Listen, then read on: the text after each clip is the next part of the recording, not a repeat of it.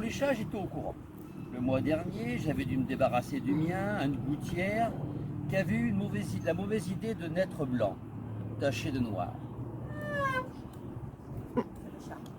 C'est vrai que la surpopulation des chats devenait insupportable et que d'après ce que les scientifiques de l'État national disaient, il valait mieux garder les bruns. Que des bruns.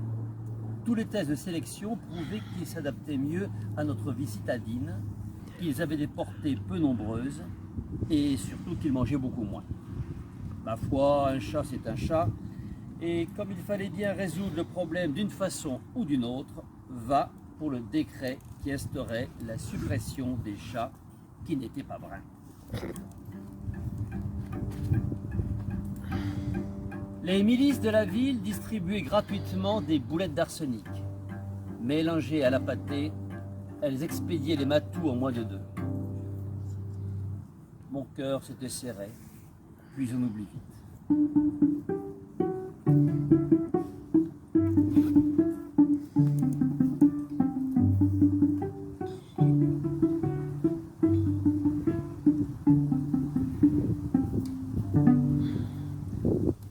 Les chiens, ça m'avait surpris un peu plus.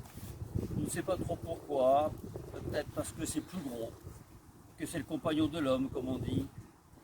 En tout cas, Charlie venait d'en parler aussi naturellement que je l'avais fait pour mon chat.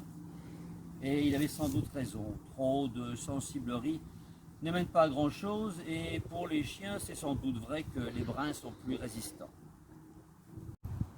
J'avais repris ce jour-là un café avec Charlie, mais ça me tracassait de devenir un lecteur des nouvelles brunes. Pourtant, autour de moi, les clients du bistrot continuaient leur vie comme avant. Bon, j'avais sûrement tort de m'inquiéter.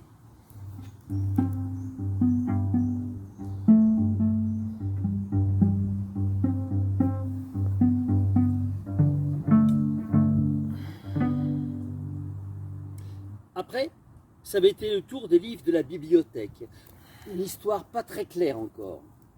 Les maisons d'édition qui faisaient partie du même groupe financier que le quotidien de la ville étaient poursuivies en justice et leurs livres interdits de séjour sur les rayons des bibliothèques. Bon, il est vrai que si on lisait bien ce que ces maisons d'édition continuaient de publier, on relevait le mot chien ou chat au moins une fois par volume, et sûrement pas toujours accompagné du mot brun. Elle devait bien le savoir tout de même. Bah, faut pas pousser, disait Charlie, tu comprends? La nation n'a rien à y gagner à accepter qu'on détourne la loi et à jouer au chat et à la souris.